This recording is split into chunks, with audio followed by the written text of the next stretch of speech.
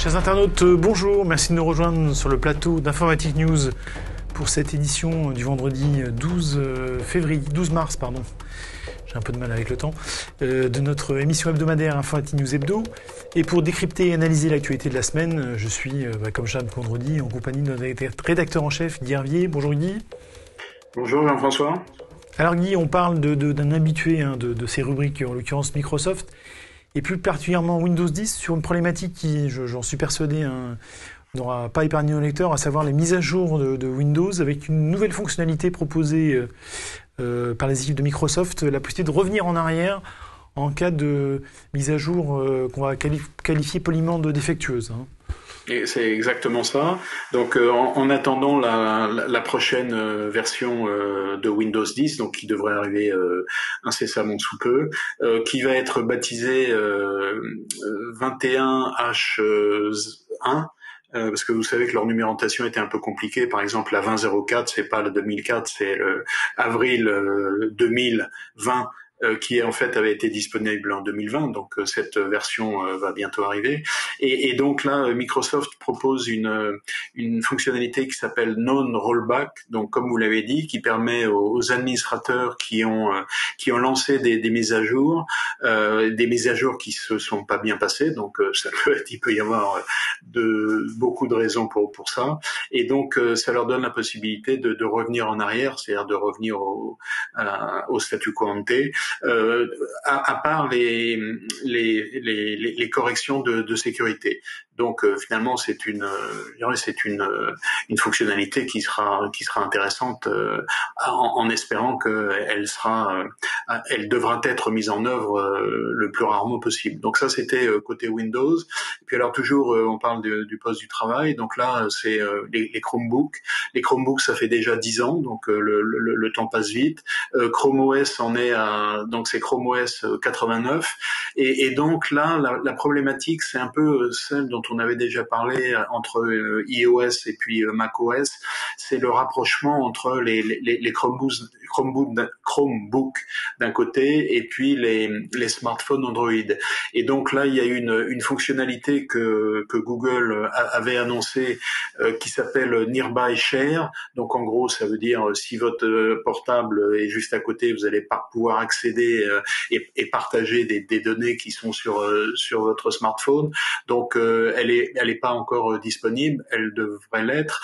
Ils ont juste annoncé sans doute quelque chose d'un peu intermédiaire qui s'appelle le Phone Hub et qui permet à votre Chromebook d'accéder à quelques fonctions de votre smartphone. Donc je pense que c'est vraiment une direction qui va se prolonger avec deux univers qui vont je dirais s'interpénétrer et s'intégrer de plus en plus. Alors Guy, autre annonce de la semaine, c'est plutôt cette fois-ci du côté de l'infra, c'est chez NetApp.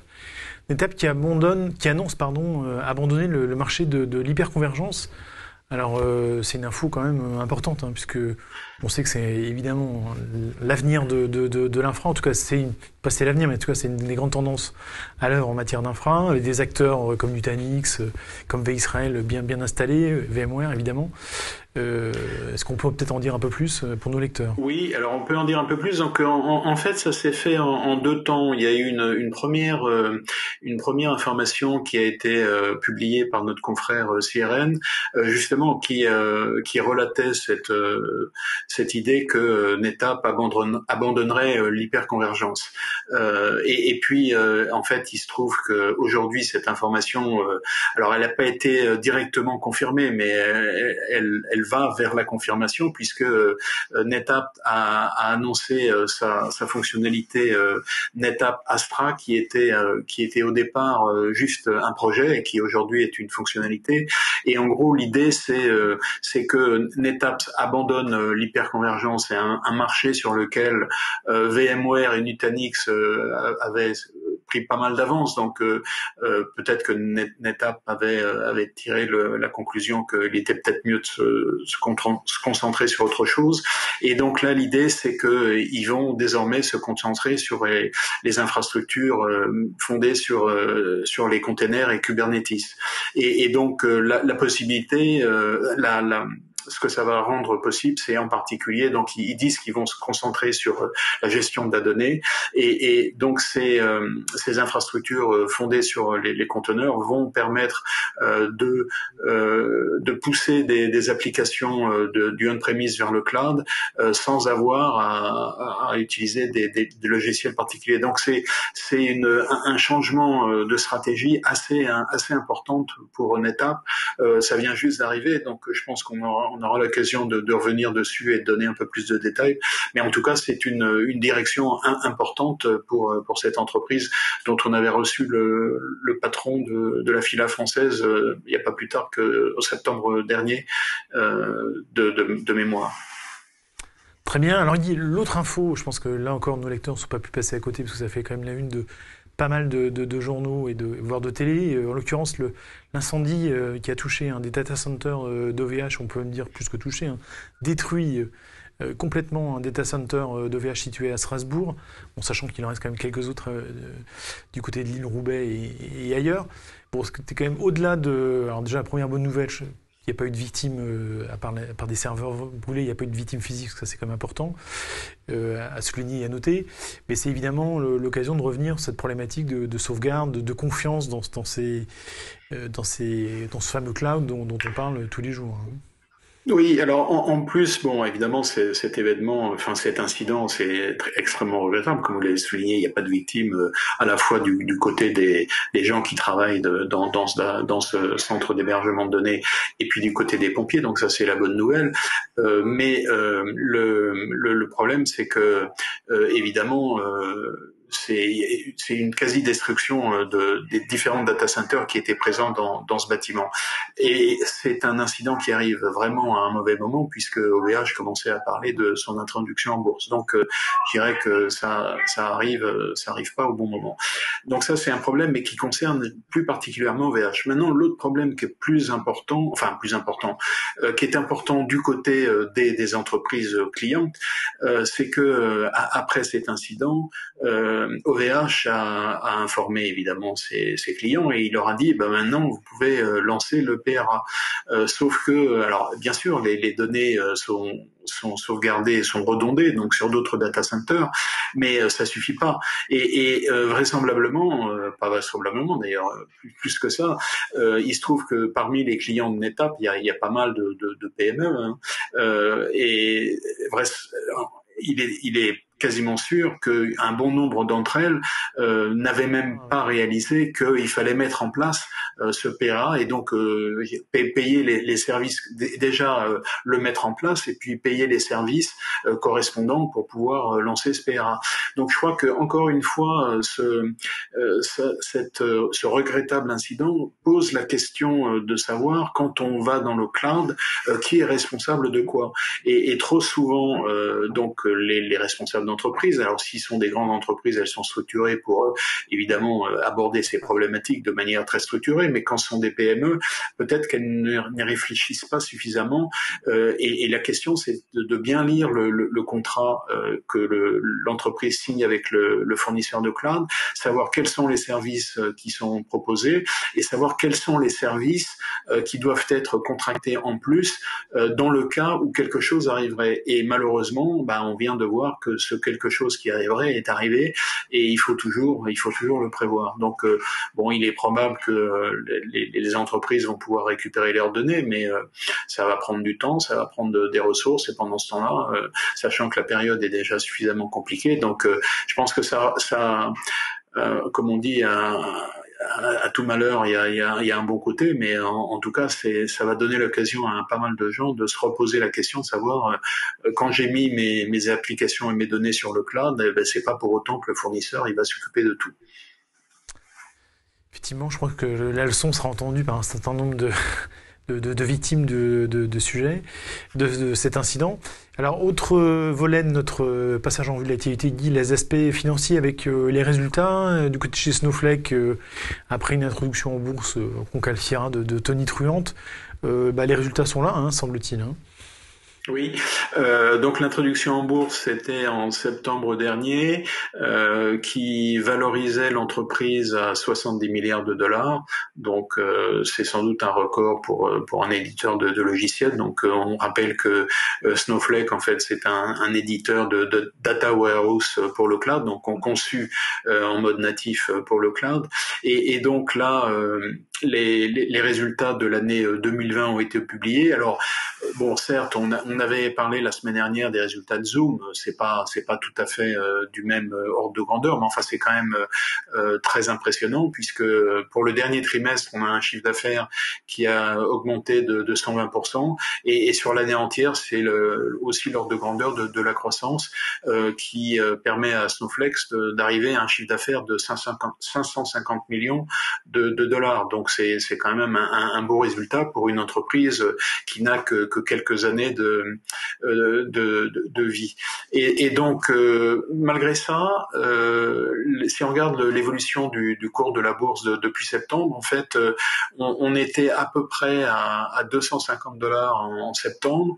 On est monté courant décembre à un pic qui était à plus de 350 dollars. Je crois que c'était 390. Et puis on est retombé à un étiage qui était comparable à celui de septembre. Donc bon, ça veut dire que est-ce que les résultats qui viennent d'être publiés vont à nouveau doper l'action, ou est-ce que c'est plutôt les orientations stratégiques qui vont être présentées par l'entreprise qui vont donner confiance aux investisseurs et leur montrer que Snowflake a encore un avenir en béton, si je puis dire, devant elle, et donc il est tout à fait opportun de réinvestir l'entreprise. Donc bon, c'est vraiment une belle réussite. Il faut rappeler que c'est une entreprise américaine mais qui a été créée par deux Français, des anciens d'Oracle. Donc on peut le saluer et faire un petit cocorico. Alors justement, Guy, puisque vous parlez de français et d'acquisition, l'autre nouveauté de la semaine, c'était du côté de chez Talend, hein, parce que si comme on le sait peut-être pas forcément, c'est une entreprise d'origine française, quoi, créée par des Français, même s'il était aujourd'hui assez américanisé, et une illustration hein, de la difficulté que la France a à conserver ses pépites technologiques, parce que Talend vient d'être racheté par un fonds qui s'appelle Thoma Bravo. Alors nos lecteurs qui suivent l'actualité le connaissent forcément parce que c'est un fonds spécialisé dans le secteur qui a déjà pas mal de victimes ou de proies, je ne sais pas ce qu'on doit dire, à son actif. Alors, c'est pas l'acquisition la plus importante hein, en montant, puisqu'il y a Okta qui a fusionné avec une entreprise qui s'appelle Auth0, je ne sais pas si c'est comme ça qu'on prononce, donc c'est de l'ordre de 6 milliards de dollars. Il y a McAfee qui s'est délesté de son activité B2B à un autre fonds d'investissement. Mais bon, on a retenu Talend parce que, comme vous le disiez, Talend c'est une des pépites françaises et il n'y en a pas tant que ça. Talend a été donc spécialisé dans l'intégration de données. Pour le faire court, on nous présente souvent comme l'Informatica français, et donc a été racheté, comme vous le disiez, par Thoma Bravo pour la somme rondelette hein, de 2,4 milliards de dollars. Pour si on veut comparer ça à son chiffre d'affaires, on est à peu près l'ordre de grandeur pour 2020, c'est de l'ordre de 300 millions de dollars. Bon, malgré tout, si on regarde la profitabilité de l'entreprise, pour l'instant, elle est pas au rendez-vous, hein, puisque les 6 dernières années, Talend n'a pas réussi à faire des bénéfices et a plutôt fait des pertes, je dirais, assez conséquentes par rapport à son chiffre d'affaires. Mais les investisseurs considèrent, enfin, en tout cas, là, l'investisseur considère que Talend est dans une phase de développement, et donc c'est encore le moment je dirais, d'investir pour continuer le développement de l'entreprise. Alors Thoma Bravo, comme vous le disiez, on connaît, c'est un fonds d'investissement dont on parle très régulièrement. Les acquisitions qui ont été faites, on pourrait faire la liste, elle serait très longue. CompuWare, Attachmet, Embarcadero, Cofax, Imperva, donc un nombre d'entreprises absolument impressionnant. Ce serait intéressant d'ailleurs de faire l'étude, de savoir combien ils ont racheté, combien ils ont revendu et quel est le bénéfice qu'ils font au passage. Mais ça, ce sera peut-être l'occasion pour une prochaine fois. En tout cas, pour Talend, c'est un peu je dirais c'est un peu regrettable puisque Thales c'était le numéro 9. Hein, si on prend le classement du Truffle ou Truffle 100, c'est dans les éditeurs français c'est le numéro 9. Donc qui était déjà pas sous pavillon américain, mais qui était déjà un peu à cheval sur des deux côtés de l'Atlantique. La patronne était américaine et qui là passe définitivement sous patron américain. Donc ça passera peut-être sous les radars de nos politiques parce que bon, c'est pas une entreprise considérable, mais je dirais que dans le monde du logiciel, c'est quand même une entreprise française qui pèse et donc c'est voilà. En tout cas, c'est regrettable. Je sais pas si c'est le mot qu'il faut utiliser, mais en tout cas, ça veut dire que on a quand même du mal à garder nos entreprises de ce côté-ci de l'Atlantique. Très bien, Guy. Écoutez, je propose que sur cette partie financière, hein, on en reste là. On en vient au dossier de la semaine, en l'occurrence un ranking, un classement fait par un cabinet de conseil sur la capacité des entreprises, des pays, la position des pays, je vais y arriver, sur le marché de l'hébergement avec la bonne situation française. Mais on en parlait déjà la semaine dernière, hein, parce que vous receviez le patron d'Equinix qui soulignait les qualités de l'offre France en matière de data center. Alors c'est le rapport de Arcadis qui vient d'être publié donc dans son édition 2020 ou 2021, je sais pas comment il est numéroté. Et donc effectivement, comme vous le disiez, la France est classée dans le top 10 des infrastructures de data center. Et donc pour faire ce classement, je dirais qu'ils prennent un certain nombre de critères. Donc il y a des critères un peu économiques du style enfin pas un peu, des critères économiques du style PIB par habitant. Puis il y a des critères, je dirais, plus spécifiques au data center, c'est-à-dire tout ce qui est fourniture d'énergie, tout ce qui est donc technologie, tout ce qui est les démarches administratives pour ouvrir un data center, donc des critères à la fois administratifs, économiques et techniques, et donc qui nous placent dans le top 10. Mais finalement, si on regarde la place de la France dans le concert des nations, malgré tout, il est pas du tout surprenant que la France soit dans ce top 10. Alors si on prend le top 3, donc là on a les États-Unis, le Singapour et le Japon. Et alors donc ça fait comprendre tout de suite que finalement c'est pas la notion de quantité qui est importante. Là c'est plus la qualité qui est offerte pour ouvrir un data center. Et puis après dans le top 10, donc c'est principalement des pays européens, plutôt des pays du Nord. Et il est à signaler d'ailleurs que l'Allemagne et l'Angleterre sont derrière la France. Donc c'est un bon résultat pour la France. Alors ce qui n'est pas pris en compte, c'est le mix énergétique de la fourniture d'énergie électrique. Et donc savoir est-ce que c'est de l'énergie électrique renouvelable ou pas, mais ça sera peut-être pour la prochaine édition. Toujours est-il que ce que disait Régis Castagnier la semaine dernière, effectivement, est confirmé. La France a une bonne infrastructure en général et en matière de data center et de réseaux en particulier.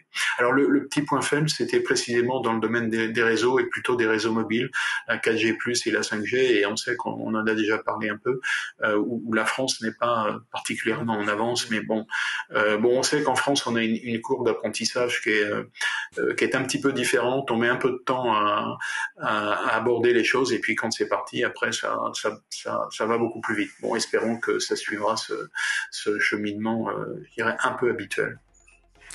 Très bien. Alors Guy, pour les événements de la semaine à venir, vous avez retenu un événement qui réunit le duo NetApp et Rubrik.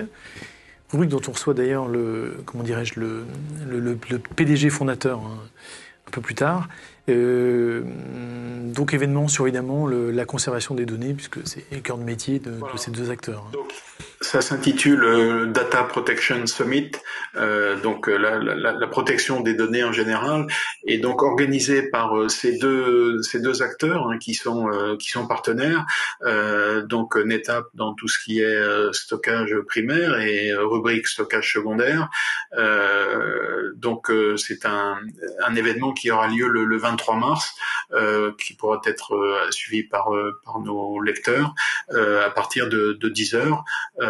Donc, je pense que c'est un événement européen. Donc, ce sera tout à fait intéressant pour nos lecteurs de suivre cet événement. Comme vous le disiez, NetApp, on en a parlé aujourd'hui, et Rubrik, on reçoit le cofondateur dans notre rubrique, l'invité de la semaine. Donc, ceci explique un peu cela, si je puis dire. Très bien. Guy, on conclut alors, comme chaque semaine, notre traditionnel coup de cœur. Coup de gueule, alors cette fois-ci c'est un coup de cœur, mais plutôt, j'allais dire, dans la série Mieux vaut tard que jamais, hein, puisque on parle c'est un peu ça. D'éducation et d'agrégation en l'occurrence, et qu'on ne parle pas souvent voilà. Sur cette antenne. Alors, et c'est Jean-Michel Blanquer qui a annoncé l'agrégation d'informatique, j'allais dire enfin. Voilà, alors comme effectivement moi j'allais plutôt le mettre sous la rubrique coup de cœur enfin, comme vous le disiez, donc l'agrégation d'informatique aura sa première édition, si je puis dire, en 2021-2022, donc ça veut dire l'année prochaine, hein, l'année scolaire prochaine. Le CAPES c'était en 2020 et donc si on regarde le temps qu'il a fallu pour en arriver là, alors c'est très bien, hein, faut saluer, mais enfin c'est quand même la reconnaissance de l'informatique comme une science en soi et non pas comme une espèce d'adjuvant soit des mathématiques, soit dans certains cas de la physique. Et c'est un peu ce qui se passe d'ailleurs dans beaucoup d'établissements où en gros pour enseigner l'informatique, on demande aux profs de maths ou aux profs de physique de s'y coller. Et donc parfois c'est à lui de faire l'apprentissage avant d'enseigner ça aux élèves. Donc c'est la reconnaissance de cette discipline et c'est un long cheminement puisque si on regarde le plan informatique pour tous, c'est dans les années mi-80. Il y a eu le rapport de Maurice Nivard également dans les années 80 où je crois que de mémoire il proposait l'enseignement de l'informatique et deux la création d'un CAPES et d'une agrégation. Donc, vous voyez, ça fait un peu plus de 30 ans. Donc, il a fallu un petit moment pour y arriver, mais comme toujours, on y arrive. Très bien. Écoutez, Guy, je propose qu'on conclue cette phrase pleine de philosophie, n'est-ce pas? Et je propose... et je souhaite donc évidemment une très belle semaine. Je souhaite évidemment aussi à nos lecteurs une très belle semaine. Un très beau week-end aussi en attendant. Et je vous propose de nous retrouver la semaine prochaine pour une nouvelle édition d'Informatique News Hebdo. À très bientôt. Merci.